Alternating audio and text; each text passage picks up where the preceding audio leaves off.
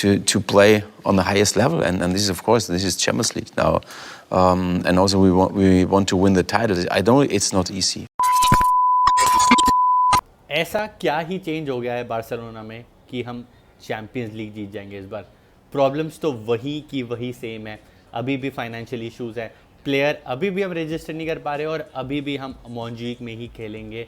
Camp now में कब वापस आएंगे किसी को नहीं पता। सेम वही लपोटा की पॉलिटिक्स चल रही है एंड फैंस अभी भी टीम को लेके थोड़े स्केप्टिकल हैं कि क्या हम वो एक स्टेप आगे बढ़ के चैम्पियंस लीग के फाइनल में पहुंच पाएंगे। आज बात करते हैं इस बारे में कि क्या अलग करते हैं हांसी फ्लिक और क्या इस सीज़न की उनकी अप्रोच है कि हम एक स्टेप आगे बढ़ जाएंगे। To see how it works, and of course to work with these fantastic players, but also for this club. So yeah, at the end it's for Barcelona is always like that you have to win titles and जो सबसे अच्छी चीज़ Hansi Flick ने की थी the moment he stepped in Barcelona was, उन्होंने ना वो negative approach नहीं दिखाई थी, उन्होंने हमेशा रखी थी एक positive approach and he cut out that noise from the outside. और ये noise from the outside usually काफ़ी नेगेटिव होती है, ये फुल ऑफ क्रिटिसिज्म होती है, आपकी छोटी छोटी गलतियों को बहुत ज़्यादा मैग्नीफाई करके दिखाती है।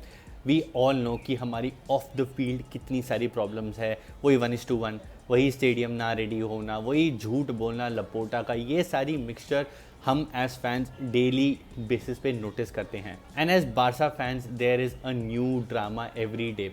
बट जब भी हम अपनी पिच में टीम को खेलते हुए देखते हैं ना, वो हम सारा ड्रामा भूल जाते हैं और उसका मेजर रीज़न है Hansi Flick. Hansi Flick is an amazing manager और उसमें सिर्फ on the field management include नहीं होती है, ऑफ द फील्ड मैनेजमेंट में जो सबसे बढ़िया चीज़ वो करते हैं ना, वो एक बबल बना देते हैं around the team.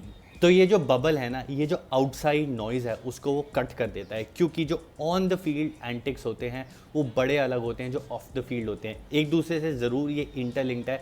But Hansi Flick the moment वो विसल बजती है सब भूल जाती है ये team. They only concentrate on playing good attacking football, जो तरीका हांसी फ्लिक को बहुत ही ज़्यादा अच्छे तरीके से आता है। उनको क्रिटिसिज्म मिलता है for his high line, but वो सुनते नहीं हैं, वो नॉइज़ को ब्लॉक कर देते हैं।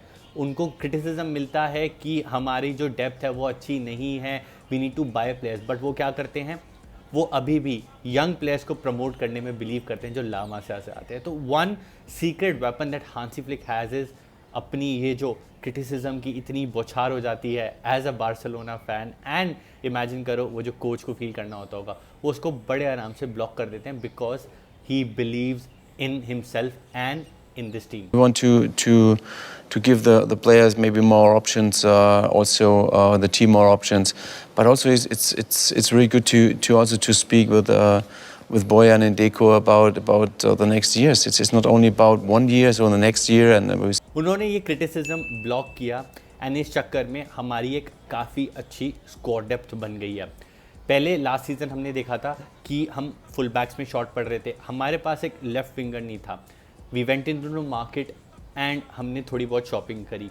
कीपर का भी इशू आया एंड हांसी फ्लिक ने ज़्यादा टाइम नहीं वेस्ट किया, उन्होंने सीधा अपने जो आइडियाज़ थे बता दिए जाके डेको लपोटा को, and we got Joan Garcia. Joan Garcia को लेके हम बहुत ही ज़्यादा कॉन्फिडेंट हैं एंड हम फिर एक और प्रॉब्लम में फंस गए जो थी लेफ्ट विंग वाली। अब लेफ्ट विंग में हमारे पास 2-3 ऑप्शंस थे and in my opinion we got the perfect guy. ज़्यादा हमने पैसा भी नहीं खर्चा एंड अगर वो अच्छा नहीं खेलते तो हम उनको आगे वापस भेज भी सकते हैं।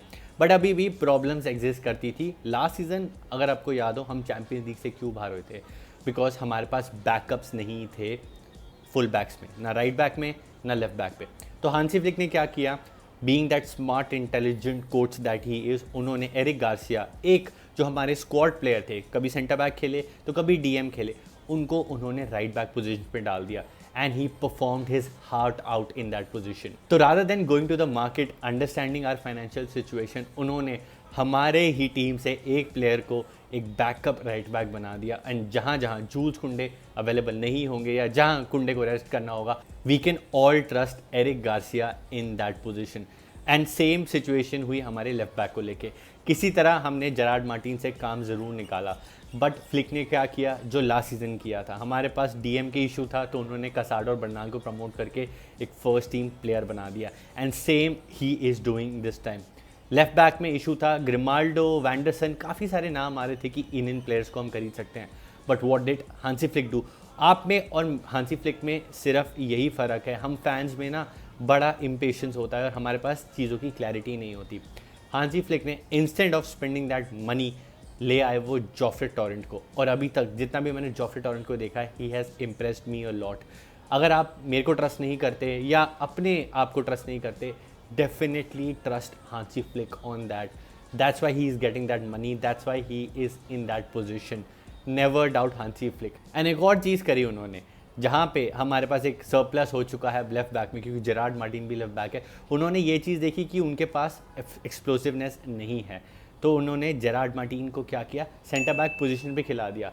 सो you might see Gerard Martin as a new centre back. हर मैच में तो नहीं आपको ऐसा दिखेगा, बट जहाँ ज़रूरत पड़ेगी वहाँ शायद से आप उनको भी देख सकते हो as a centre back. Could be a master stroke और could be a very wrong move, ये आप मेरे को कमेंट करके बताओ। Totally different philosophy, and they need, this player needs a philosophy who fits to this philosophy of playing football. अब ये squad depth से फ़ायदा क्या हुआ? ये सारी चीज़ें लीड कर रही हैं टू समथिंग, एक ये चेन रिएक्शन, एक बटरफ्लाई इफेक्ट सा हो रहा है। अब स्क्वाड डेप्थ में क्या हुआ कि हमारे पास हर पोजीशन पे दो दो प्लेयर्स हैं, और इस वजह से बन गया एक हेल्दी कंपटीशन। हमारी फर्स्ट फिडल टीम हम सबको पता है, ऊपर रफीनिया है, तो रफीनिया जब हमें लगेगा नहीं अच्छा खेल रहा या थोड़ा फटीग लग रहा है, वहाँ हमारे पास मार्कस रैशफोर्ड है and he sitting on the bench hungry. Then जहाँ मिडफील्ड में ऑल्मो अच्छा नहीं खेल रहा, वहाँ पे फेरमीन तो डे वन से हंगरी बैठा हुआ है, and at times he is also out performing Dani Olmo. Double pivot में we have Casado, Bernal waiting for their chance, जहाँ पे पेड्री एंड फ्रैंकी डियोंग नहीं खेल पाएंगे या जहाँ उनकी रिक्वायरमेंट नहीं होंगी। And on top of that we have seen Gavi perform so well in the pre season. तो आप सोचो, जब गावी को वही हंगर से जो हमने देखा था अंडर शावी खेलते हुए देखेंगे, तो उस गावी को खेलते हुए आप इमेजिन कर सकते हो। तो ये फ़ायदा हुआ है कि हर पोजीशन पे हमने 2 से 3 प्लेयर का एक ऐसा बैकअप रखा हुआ है, जो हमारी सेकंड फिडल टीम है जो बेंच पे बैठेगी, वो इतनी ज़्यादा हंगरी है, वो इतनी ज़्यादा कंपेटिटिव हुई पड़ी है कि हमें एक चांस तो दे दो, we will show you that we can perform better than the first team. और ये मत सोचना अभी लिस्ट में नाम खत्म हो गए हैं, we still have other players. Roony Bardghji, जहाँ लगा लमीन यमाल को रेस्ट करना है, और जहाँ लगा लमीन यमाल का थोड़ा इनएक्सपीरियंस दिख रहा है और हमें एक इम्पैक्ट प्लेयर चाहिए, वहाँ पे आ जाएगा रूनी बर्दाजी।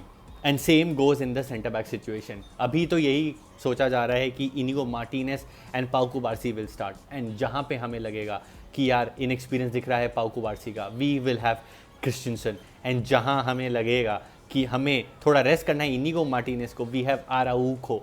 तो ये देखो, ये हमारे पास स्क्वाड डेप्थ है। और कीपर के बारे में तो मैं बात ही नहीं करना चाहता, अभी करंटली हमारे पास 4 कीपर हैं। So imagine the amount of competition we have. जो लास्ट सीजन से मैं कंपेयर करूँ ना, हमारे पास कुछ भी नहीं था, we were flat in terms of on the bench. I think you know, this is for me the greatness of our job, that we can bring to the other people, to the supporters, to the colleagues. We will bring that they are happy. This is really good to see that. And ये सबसे ज़्यादा important है. You can get the best players, you can get everything, but एक अच्छा coach with a good decent mentality and a good environment makes your team click. जो हम balance के बारे में बात करते हैं ऑन द फील्ड, वो आप सबको पता है, बट ऑफ द फील्ड में आपको एक चीज़ बताता हूँ, एक गुड फैमिली टाइप इन्वायरमेंट होता है। अगर आपको याद होगा, हांसी फ्लिक जब बायर्न म्यूनिख में थे, वो एक जर्मन है, एक जर्मन टीम को कोच कर रहे थे, तो एक सीरियस फेस के साथ, आपको याद होगा वो 8-2 वाली उनकी फ़ोटो, एक डिसिप्लिन के साथ, एक सीरियसनेस के साथ, ज़्यादा अप्रिशिएट नहीं करना, मैच जीते, एक मिलिट्री जनरल की तरह एक्ट करते थे। But the moment he came to Spain, उन्होंने अपना एक एटीट्यूड चेंज किया। डिसिप्लिन अभी भी एग्जिस्ट करता है। वी ऑल रिमेंबर कुंडे जब नहीं आए थे टाइम पे, उनकी जगह हेक्टर फोर्ड खेले थे, और इस सीजन जब हेक्टर फोर्ड लेट हुए तो उनको खेलने की अपॉर्चुनिटी नहीं मिली। The discipline is still there, but उन्होंने ऑफ द फील्ड जो एक अपनी मेंटालिटी अप्रोच होती है चेंज करी अकॉर्डिंग टू स्पेन। और एक बहुत बड़ी चीज़ है, क्योंकि स्पेन में एक कल्चर है, एक काफ़ी काम फ्रेंडली नाइस कल्चर और बिहेवियर एक्सेप्ट होता है तो उसी तरीके से हांसी फ्लिक ने अडेप्ट किया है। मेरे को अभी तक याद है वो लास्ट ईयर की फोटो, हेक्टर फोर्ड को जब एक अपॉर्चुनिटी नहीं मिली थी मैच में खेलने को, तो Hansi Flick went up to him, उनको थोड़ा उन्होंने चीज़ें बताई, प्यार दिखाया। And same this season Marcus Rashford को लेके, जब मार्कस रैशफोर्ड पिच पे आए थे तो थोड़े एजी लग रहे थे, तो वहाँ पे फ्लिक ने एक कूलिंग ब्रेक में पकड़ा रैशफोर्ड को, नाइस वर्ड्स बोले, उनको प्यार दिया। And he did the same with lamin Yamal, mark कसाडो and other young players. तो ये बहुत ही ज़्यादा इंपॉर्टेंट होता है जब कोच आपको एक अपनी ह्यूमन साइड दिखाता है और आपको फील कराता है इंपॉर्टेंट। और इसका बैंक ऑपोजिट में आपको एग्जांपल देता हूँ, Erik ten Hag. The moment he joined Manchester United, no doubt he is a good coach, but उन्होंने अपना वो डिसिप्लिन, अपनी रिजिडनेस, जो एक डच मेंटालिटी होती है जो दिखाई थी उन्होंने आयैक्स में, वो चेंज नहीं करी। He wanted to be bigger than Ronaldo, Ronaldo को बेंच करने लग गए, डिसिप्लिन के नाम पे कुछ भी करने लग गए, अपनी उन्होंने rigidity of the field change नहीं करी, and it costed him the job. And Manchester United की भी हालत बहुत ख़राब हो गई। तो यहाँ पे हांसी फ्लिक ने ना बहुत ही ब्यूटीफुल चेंज किया अपने में, and that is why this team is clicking so well. We still have to wait and watch क्या चल रहा है हांसी फ्लिक द मास्टरमाइंड के दिमाग में। And I am gonna repeat one thing, मेरे को ट्रस्ट मत करो, खुद को ट्रस्ट मत करो, किसी यूट्यूबर को ट्रस्ट मत करो, trust Hansi Flick. He knows better than us and he loves the club equally as much as we do. Thank you guys for watching the video till the end. Video अच्छी लगी तो like करना, comment करो, give your 2 cents, क्या Hansi Flick ने change किया, क्या वो आगे चेंज करेंगे, कुछ मिसिंग है अभी भी तो वो ज़रूर मेरे को बताना। आई लव योर कमेंट्स, मैं रीड करता हूँ। एक अच्छा आर्ग्यूमेंट दोगे तो मैं बिल्कुल उसको अप्रिशिएट करूँगा, रिप्लाई भी करूँगा।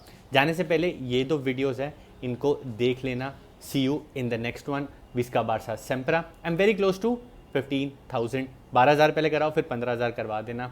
सब्सक्राइब करना मत भूलना। आदियोस।